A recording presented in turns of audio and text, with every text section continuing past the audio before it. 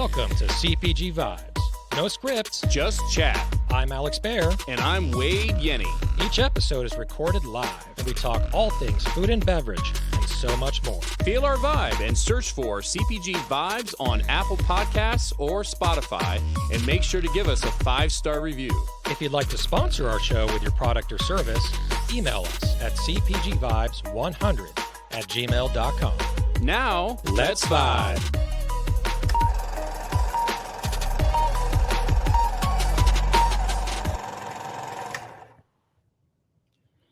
All right, welcome to episode 172 of CPG Vibes. Thank you everyone for joining. I'm going to state the obvious. I tried to blur my background here to hide where I'm at, but I think everyone can tell. And I'm not going to say where I'm at, but I'm going to let people in the chat or fans, community guess. I'm sure it's going to be an easy guess, but I don't even want to make any clues, but people are going to guess. So anyway, hopefully the audio is coming in okay. I'm in a high connection area with a hotspot, so hopefully things run smoothly on my side and our side. And if not, Wade's going to have to tap dance if I cut out here, which you've done before, Wade. Yep, I have. Well, you're here, and Yep. happy Friday, and yeah, it's good to be back. You had a week off last week, so yeah.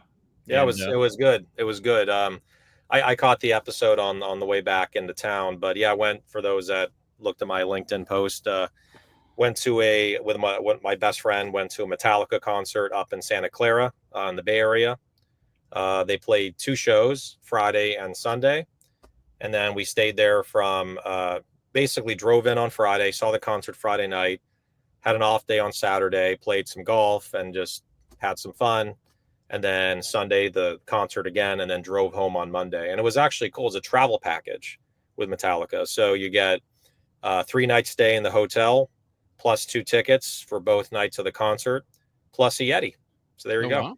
Wow, that sounds pretty cool. It was a good deal. It was like $1,000 for everything. And I assume different sets both nights. Exactly. Yeah, they didn't play a single duplicate song each night. They played it from every single album except Saint Anger, which was the uncritically acclaimed album, which everyone hated, but they played all the classics from Ride the Lightning, Master of Puppets, and so forth and so on. So anyway, not to turn this into a music podcast, but it was a lot of fun, and it looked like the episode went really well. I watched it, and a lot of good information from the buyers there. Wade.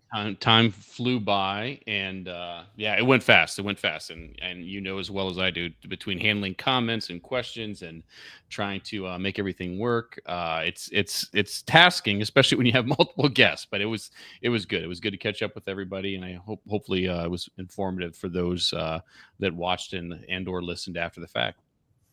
Yep, for sure. Yeah, lots of brain power in that episode. So good stuff. And everyone already guessed where I'm at. I'm in my Tesla. So there was an enormous accident that set me back about 35 minutes. So I was supposed to be comfortably home with my microphone and a little studio, CPG Vibe studio, but didn't get that today. But it's all good. We made it work. That's right. So a couple of just laundry list items. So we are the #1 CPG live show right now in the world. So, and we really dominate on LinkedIn. So, and we also have our show available on Apple Podcasts and also on Spotify. So if you'd like to tune in after the fact, you can do it there. Make sure to give us 5 stars on Apple Podcasts or Spotify. And then just also letting everyone know that next week, because Friday's July 4th, we're going to have the show on Thursday, July 3rd. And we just figured this out right before the show, right? Because that's how Wade and I do it. There's no planning involved with any of this stuff. And the show is going to be at 1 p.m. Pacific, 4 p.m. Eastern on Thursday, July 3rd of next week, because Friday, July 4th, everyone's taking off. It's going to be a long weekend. And then if you'd like to sponsor one of our episodes, we're going to have an ongoing sponsor coming on in July. We're really excited about that. But if you'd like to sponsor one of our episodes, you can email us at cpgvibes100@gmail.com. And then we also have our backwall sponsors we're really thankful for, which is Feel Free. They actually sent me a really cool, I have one of their nice tumblers here. And then Melting Forest, Adaptogenic Mushroom Drink, and Dream Makers with Jeff Church. He has his accelerator starting in the fall of 2025. If you'd like to sign up for that, there's still a couple spots open, and you can message Jeff Church on LinkedIn for that. And then we're talking about 2 topics today, and then also youtube.com/@CPG Vibes to watch it on YouTube. So yeah, we're talking about 2 topics today. Again, it's no script, just chat. And one of them is to start a CPG brand or not. Like, it's kind of like the Shakespeare quote, right? And that is the question, right? To start it or not. And we'll talk about what kind of motions and strategies, what you need to think about personally and also professionally if you would like to start a CPG brand, and whether it makes sense to start a CPG brand. And then on the other side of the aisle, Wade, who is with V-Driven, will be talking about tips with brokers. And also, I think like V-Driven to me is not even a broker. You're more of a advisory and master sales, or how would you describe V-Driven? Well, we are a Swiss Army knife for emerging brands. We do consulting, we do accounting, we do deduction management, we do sales, brand management, brokering, we do due diligence, we do just a number of things. So it's really meeting a brand where they're at. And so you're correct in saying we're not traditional broker. We are, but we're more than that. There's more, whether it's strategy, whether it's some of those other financial services or the consulting piece that someone needs. That's kind of, the whole gamut of what we do and beyond. Whatever our brands need, that's what we're there for. So Right. I love it. That's a great description. So yeah, we can just kick it off. And again, we might end a little early on this one, right? Because I'm still in the car and need to get back and do some things, right, for the end of Friday. I got delayed because of this big traffic accident. Luckily, I wasn't in it. But Tesla has good safety, so I was able to avoid it with the auto drive. So the first thing we'll talk about is whether you should start a CPG brand or not. And I think there's a couple considerations to think about when you're looking to do this. Number one, I feel first and foremost, beyond being passionate, right, about the product and something that is needed in the market, that's truly filling a void.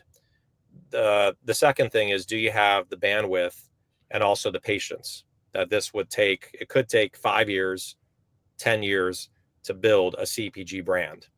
And with that said, having very strong margins out the gate, which I've said many, many times, and Wade, you've said many, many times, Luke has said many times, but like just the ideology of, let me launch this. It's a great product, but I'm not making shit on it. I'm actually losing money on every bottle or unit, but eventually I'll get economies of scale and eventually make money off of it and have a margin. That's a really poor approach. Now, maybe 10 years ago, when money was everywhere and you can raise a lot from different institutions and it was easier to raise, you could be at a loss when you launch. But for a majority of brands, you need to be profitable in the first year. To be honest, in the first year, have a solid margin of 60 to 70% gross margin. And that's before trade spend and freight, right? And other expenses, right, on the P&L. So that's literally just your selling price minus your COGS, and what is that gross margin, right? And then, obviously you deduct freight, you deduct trade spend, you deduct promotions and all those different things, right? And so even after all those are deducted, it should be at, I think, 40, 45%, maybe even 50%. So having a really strong margin is very huge in this business. If you don't have any of those but you have a great product, that's not enough. You need to have a sustainable business model. The second thing is there's a void in the market, and this product is improving on something that's already in the market. I think, like Wade, what I've noticed, and you can let me know your opinion on this, is if you have a product that with a new ingredient that no one's heard of, and you're trying to bring it to market and you're trying to be that first pioneer, it's incredibly hard. Like if you're creating, if you're bringing, this is an example, like the tiger nut. Remember tiger nuts? People trying to bring it to the market, and every single person failed because there's no awareness around tiger nuts. But other brands like Olipop is a big example, or and there's others, right? Like Lori Volk here with their lemonade product. It's an existing product that everyone knows. Everyone's been drinking it for years or eating it for years, and you're coming out with an improved version of it that is healthier, tastes better, cleaner, and you want to share with your kids, right? And give it to your kids. So I think like that to me is a successful formula in order to enter the market. But with all that said, also be prepared to spend twice as much as you think and to take twice as long as you think. And so having a good backer, because even if it's profitable, you still have to get money to make the product and there's cash flow, right? You have to put the money down to get the packaging, order the packaging, whether it's from China, whether it's from here, whether it's from Korea. And that takes time and it takes a lot of money to get your first run going. And then on top of that, you need to build infrastructure, which is having salespeople, having someone go out there to help build your brand, and also other people like an operations person. One thing that I learned when building Genius Juice is when you try to do it all yourself, and that's a great comment. So Lori is the test of time. She's still here after 13 years. I know Will's doing Tiger Nuts, but I don't know how far he's gotten with it. I don't see it on the shelf right now, but it's just such a unknown category. So it's really, really difficult. So when you're building your business, I'm a fan of, okay, get someone to help with operations, get someone to help with sales early on so that the founder can focus on building the business and the high level things and raising money and getting this product into distribution. Because I experienced Wade for 3 years, 4 years doing it on my own, and burnout is real when you try to do 3 or 4 different things. So I'm, again, not to be repetitive, but when you launch your brand, have enough money to hire even fractional. It could be fractional, people like V-Driven, an operations specialist, right? But maybe they're fractional and they work with a few different brands. Get a few people on board early so that the founder, being you, the one creating the brand and getting it out there, doesn't burn out and you can focus on the big prize. So, but Wade, what is your Yeah, what's kind of your I feedback on it? think you touched on a lot of good points, but I would just kind of echo a little bit and say, oftentimes you can whether it's a consulting firm, and we can keep plugging us all day long, but sometimes just an initial small investment to do some research and due diligence and understanding of the market could potentially save you a lot of money or persuade you to make different decisions in the way you go to market. And what I mean by that is one of the things that I see or hear often is people coming into the space without without the background, and maybe they have a marketing background or a professional background of some kind, but not necessarily CPG. And time and time again, the money aspect comes up, and the cost of entry, and the slotting, the free fills, all these different things that that requires more and more money. And you talked about having to have capital, and whether it's for labels, whether it's for packaging, whether it's for warehousing, all freight, whatever the case may be. The money is always comes up that I didn't know.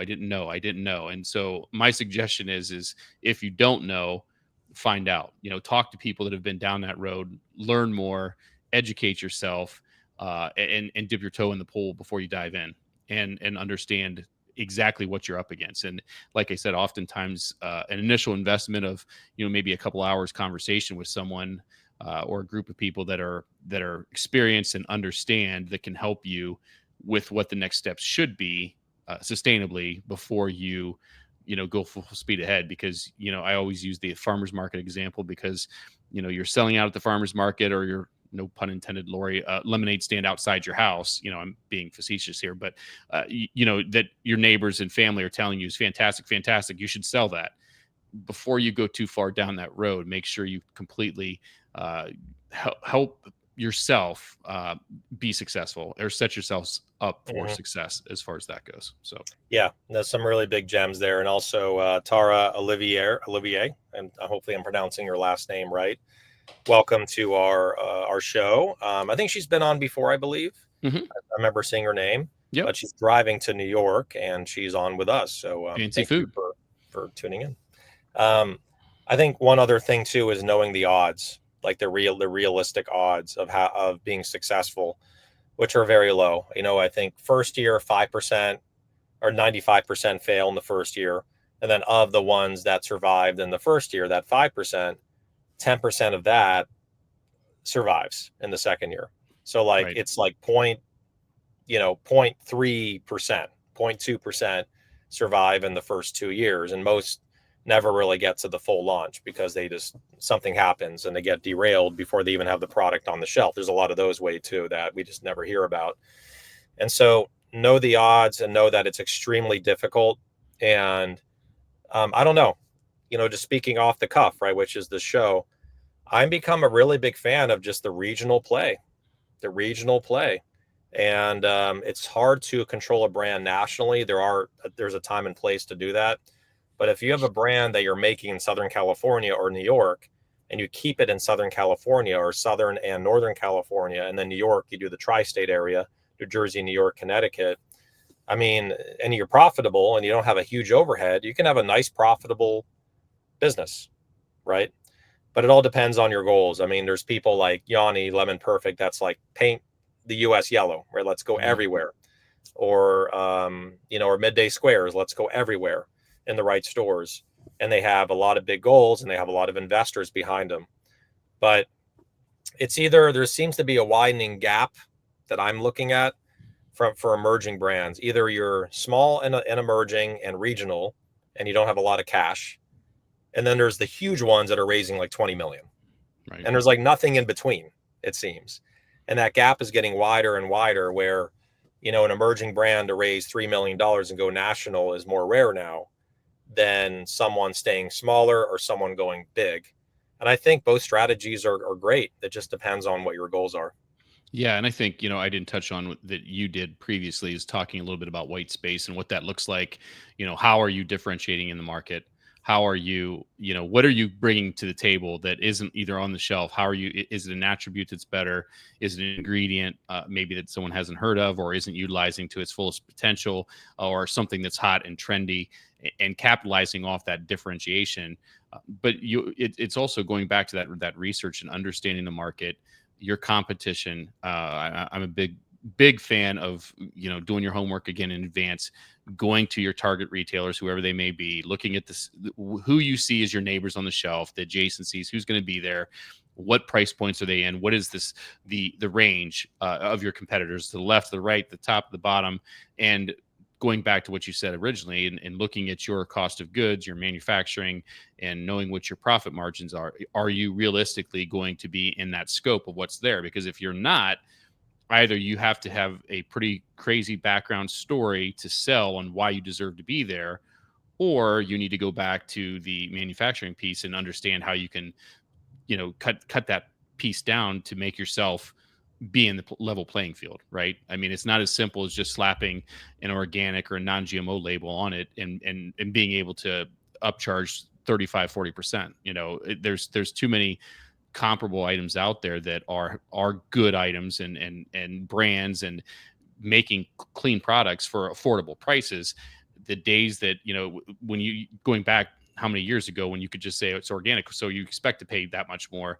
It's not just that simple anymore, right? And so again, the research in advance of if there is white space, what the white space is, and how you are going to capture that white space, I think is very important. Yeah, 100%. There's a couple brands that come to mind because I'm big on, case studies. People can really resonate with those. You look at Feel Free, you look at Mela. They took the path of regional, even though they're national, but in regions of the country, and going into convenience. And they have people that just walk right in and sell it in to an owner, right? An owner sitting at the counter. Hey, do you want 3 6-packs of Mela? Want to try it out? Great. Okay. And there's a local distributor that will bring it in. Or in some cases, you have the rep bring it in, right? And just collect the cash right there on the spot, which is what Feel Free does. And it's interesting because the review cycles can be brutal, and that, and from being directly in the space, being a buyer, category manager for many years, and then now you're on the other side of the table where you're helping brands get into retailers, right? And you have all the review cycles, you have the scheduling, you have it down pat with you and Luke and the team. And sometimes you're waiting, you can go into more detail than I can about this, Wade, but I'll touch on it. Is 4 months, 6 months, 1 year to get into 90 stores, to get into 20 stores, to get into a region of Whole Foods, 40 stores, 50 stores. Or you can go out to your local region within a 5-10 mile radius and close 100 stores within 1 month, right? Right. Or maybe 50 stores in 1 month, something like that, by walking right in, going to a great liquor store.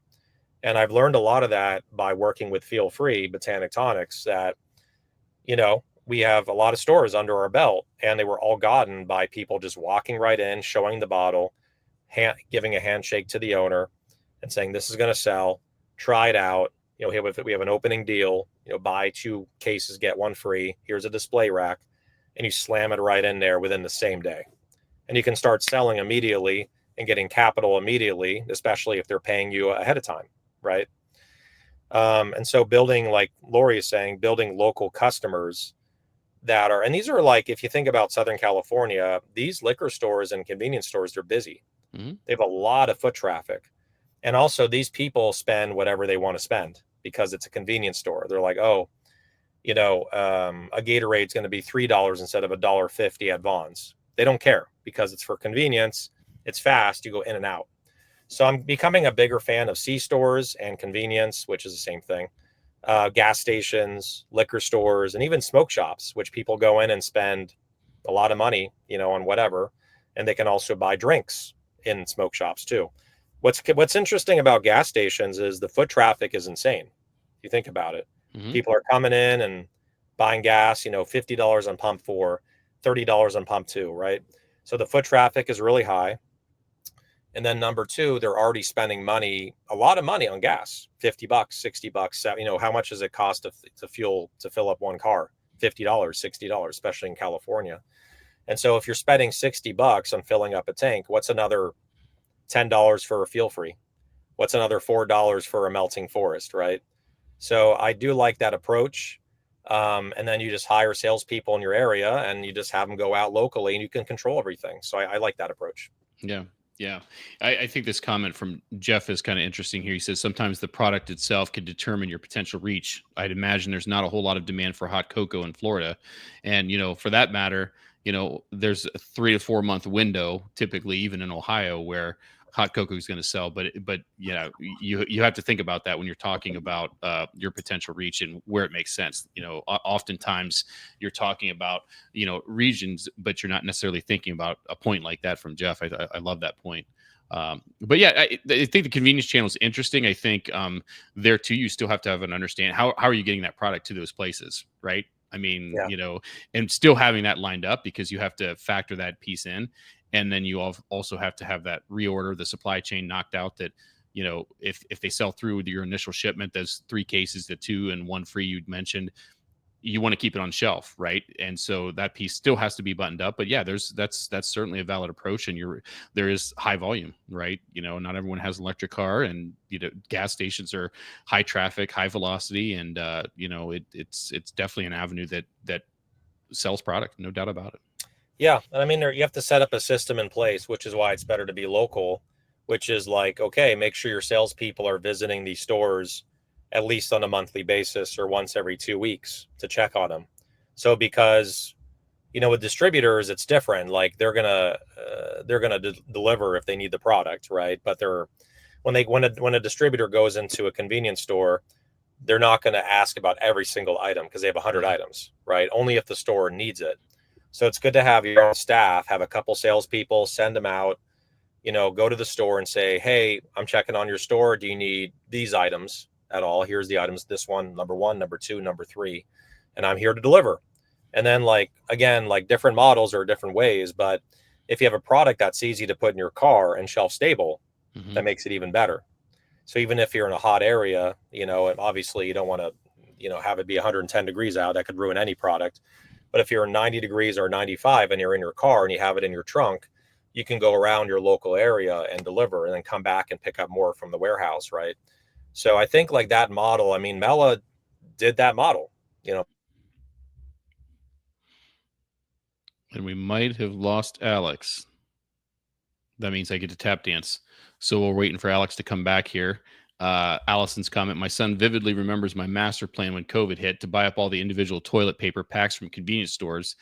Tell me about not caring about the price. That's, oh gosh, those days. That's PTSD for me. I was sourcing non-food items in the height of COVID, and we were buying product from literally all over North America and beyond. It was crazy. So let's go through some other comments and just talk to some people that are here while we're waiting for Alex to come back. We've got hi, Gavin, Hank. We've got Allison, I mentioned. Lori, we mentioned.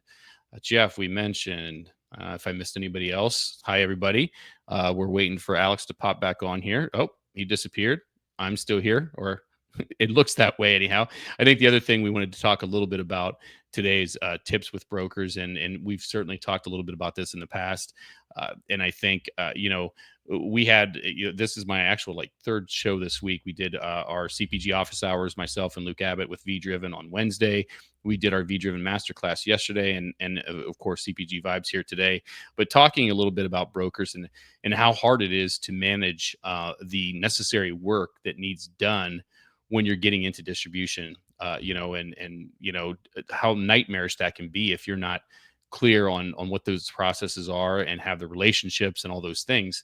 And I think just like with anything else, when you're talking about a service provider, whether it's a broker or whether it's a marketing arm or operation support, something like that, I think it's very, very key to vet, talk to people who are doing business with those individuals, references, and just understand and level set what the expectations are. Because I think mistakes so many people make are just, again, jumping right into things and not having a clear understanding of exactly what the expectations are.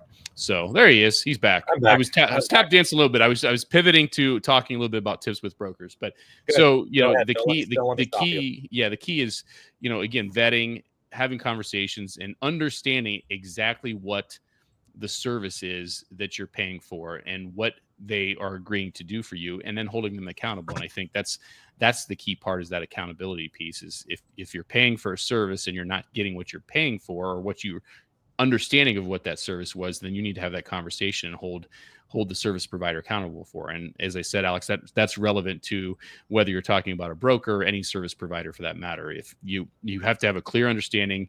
I think it's a terrible analogy, but I'm going to use it anyways. And if you think about a extended service agreement that gets such bad raps all the time, that you pay so much extra for your car or something like that, very, very clear understanding of what you are paying for. And if it's not included in that, it's not covered. And so you have to have that working knowledge, hold your team hold the service provider accountable, and proceed accordingly. So yes, I will be at Fancy Food, Tara. I look forward to seeing you. I'll be there. I fly in tomorrow and I fly back on Tuesday. So yeah. Cool. Yeah. Right on. Brokers, you have anything you want to, I just generally spoke about brokers. I think it's the same. I echo over and over again. It's accountability. Who you're working with, what's their scope of coverage, is it the channel you want to be in, or is it the retail? You're talking about convenience a little bit today, but if you're looking to get in Sprouts or Whole Foods, are you talking to the right person? If you're looking to get to Target, Costco, Walmart, it's probably a different conversation. If you're looking to get in CVS, 7-Eleven, Sheetz, it's probably a different conversation. Understanding that it's typically in that side of the business, there isn't a one size fits all. It's there's people that specialize in mass and drug and convenience and food service and natural and organic and conventional. So you want to partner with the right person that is the right organization that fits the channel of trade that you're looking to get into. And you can only do that by having the conversation, understanding up front. So, yep. Yeah, I don't have a ton to add on the broker side. I mean, you have way more experience than I do. But when I was running my brand Genius Juice, we worked with brokers, but not that many. And usually the brokers were highly specialized, and they were just ninjas in specific ways to get into specific retailers, like one for Publix, one for Costco, one for Target. And they were highly specialized. They weren't everything to everyone. But there are some out there. Again, I like master sales organizations, again, not to overly plug V Driven, because it's more than just a brokerage, right? It's more specialized service, and you dig in more to more details on how to get the product in. And I think it's like, those are true partners, right? Like V Driven. So, the other thing too is having expectations that, the broker can only move as fast as the retailer, right? So knowing that, because this happens a lot, where the brand is asking the broker, like, what have you closed for me this month? What have you closed for me this month? What are we going to close a business? Because we're paying a retainer every single month. And the brand needs to have the expectations where it just takes time. It takes time to set up the meetings, to wait for the review cycle, to get into their office, to present the product, and then wait for the buyer to get back to you, right? To say yes or no, yay, nay, or maybe. Usually it's yay or nay, not a maybe. Mm-hmm. And so that there's a process to that takes time, and the brand needs to know that. And then the brand, if they get upset, wow, this is taking too long, you can really damage the relationship with the broker. So I think like having that expectation going in to know that it's going to take time, but the broker or a master sales organization or a Swiss Army knife like Be Driven, you have the relationships and they trust you. And the buyer would rather meet with a broker or someone like Be Driven than the brands because it's more consolidated. They can have one meeting with 10 brands. Did I get meetings one-on-one with retailers? Yes.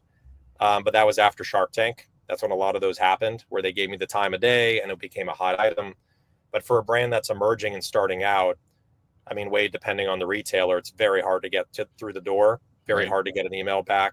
And you have to rely on a broker to get you in and get you a presentation. And just know that as a brand, you might pay for 6 months or 7 months or a year before you start seeing real results with Yeah. brokers. Well, and I think I'd encourage everybody to go back and listen to last week's episode or watch it on YouTube with the buyers. We had Fresh Time, we had New Seasons, we had Bueller's, 3 different companies, 3 different sizes, 3 different parts of the country talking about a lot of what you just talked about there. But I think I had a thought that I wanted to touch on here. Something that I do when I'm in charge of business development, when I'm talking with, I'm very crystal clear. I always use the example of a category review at my former employer, the Fresh Market, and what that looks like. And if we're looking at a category today now, and first of all, there's a category review calendar, so they're following that schedule. So let's just say, for discussion's sake, today now is the time to look at this category, whatever the category may be, make one up. And I love the product. We want to bring it into all stores. You're still looking at 4 to 6 months to be on shelf, and for execution and understanding that. First of all, I'm transparent as a sales organization. I'm going to be very transparent that's kind of what we're looking at. Even the smaller ones that can move quicker, you still have to go through the distribution process, whether you're talking about a local DSD, regional, or something like that. And some that are only 4 stores can move very fast with a local partner. But if it's a larger scale, 14, 20 plus stores, you're usually looking at 4 to 6 months, and they have to update all their sets. They have to sell through existing product. They're taking product off the shelf to put you on the shelf. So they want to sell through what's on the shelf. And there's just a number of things that has to happen. So you have to look at 4 to 6 months as a window. And to your point, that means you're paying that service provider for that opportunity, and it's just reality, and you have to go into it with that understanding. So I see some comments coming in that I wanted to touch on. Hank had some questions here, and I think it's probably going to be for you, Alex. He had an example here. He said, let's say, did you get it? I had it. Let's say a small company with 4 locations keeps your product for 7 months without pay, and then returns it after ghosting you. And he was saying, how do you handle getting paid or not getting paid for product? How would you handle a situation like that? Wow. Past experience, current experience, as far as what you're doing, any thoughts there? Yeah, I mean, I've never had that experience where I haven't been paid for that long. So this says he's in 4 locations. They keep your product for 7 months without payment. I guess the first thing is, can you go there in person, wherever that is, because they're ghosting you. They're not returning your emails or your phone calls. Hank, can you go there in person? I don't know if it's in state or out of state or where it is. And I would find out why they're not paying you. I mean, did they sell the products and then they're just keeping the money?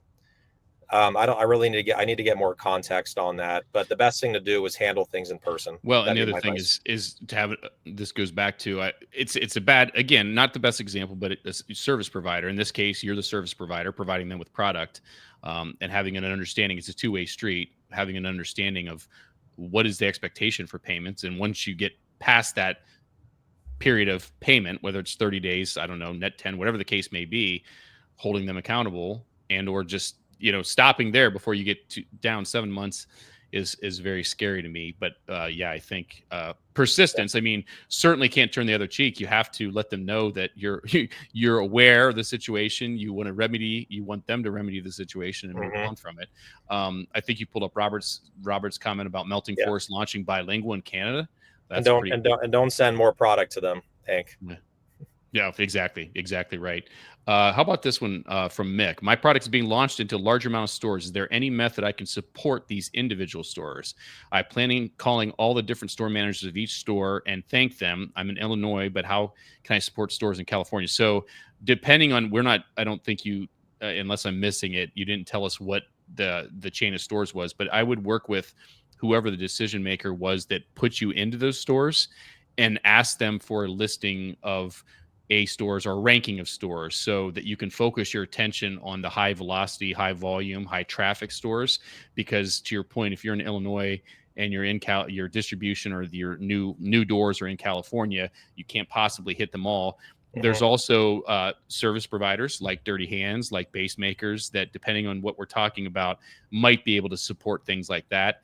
Don't be surprised if you have challenges, again, not knowing what stores we're talking about, but calling the store managers. Those are very busy people that are responsible from anywhere from 20 to 100 people at a store.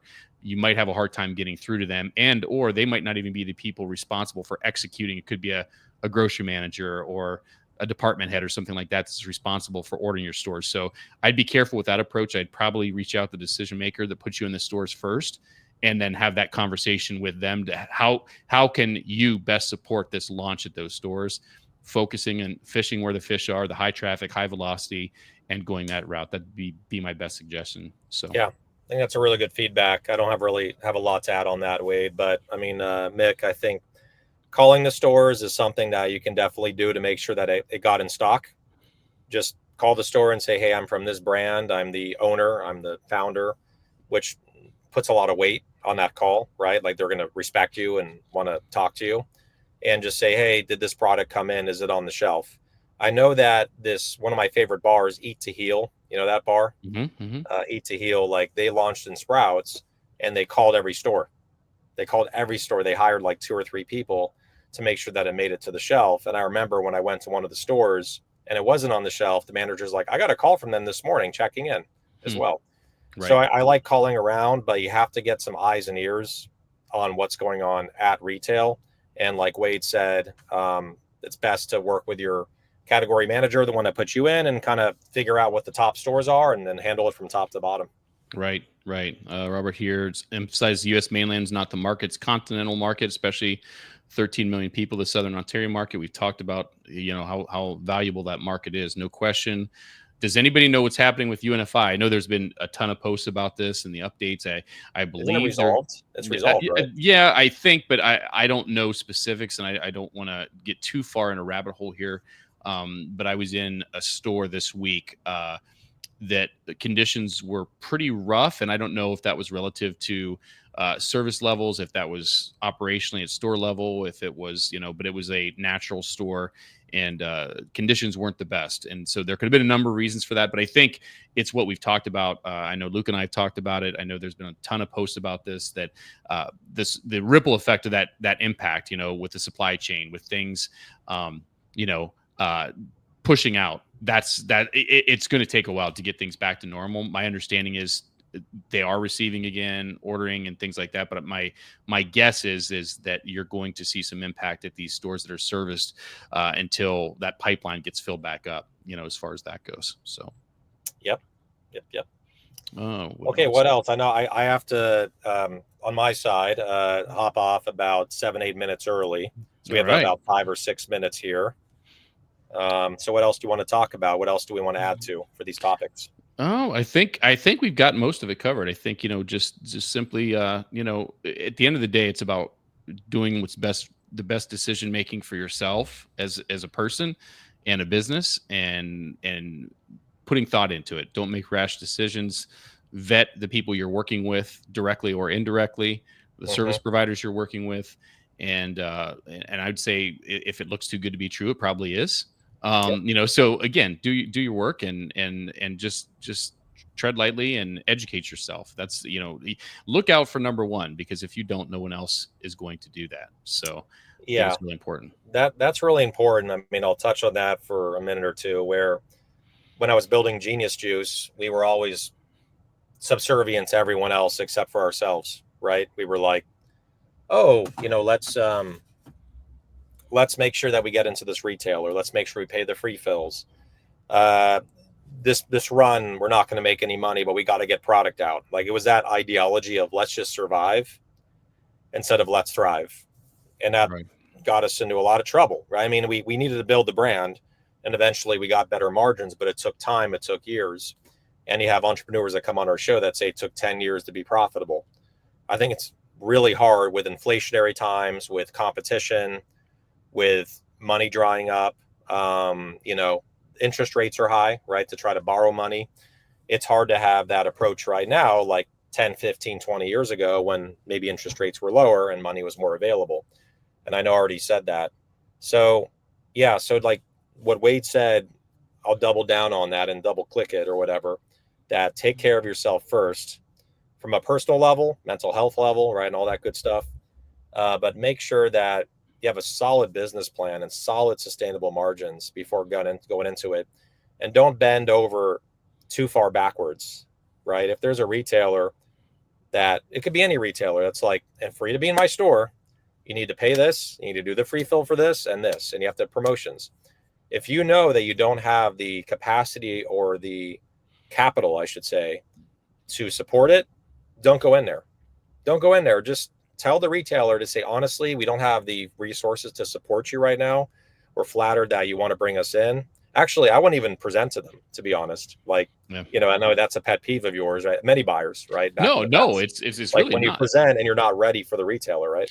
We actually internally had a discussion around this very topic today. Like what you just said is educating, making sure the cost of doing business is crystal clear prior to, it works both ways. It works for, as a service provider, it works that way for your relationship with Yep. your category manager, because if I submit for a category review, I may or may not get an in-person or virtual meeting. So I'm potentially submitting via portal, and I'm submitting for this. And then let's just say the samples are set in, the category manager loves the product, wants to bring it in, and then they made their decision, you get the approval, and surprise, I don't have the money.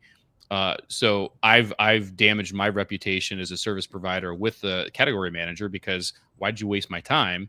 And secondly, I've potentially damaged my relationship with the brand, because I should have educated them prior to submitting and pushing submit that this is the cost of doing business. And so we should have vetted that internally before going through that whole process.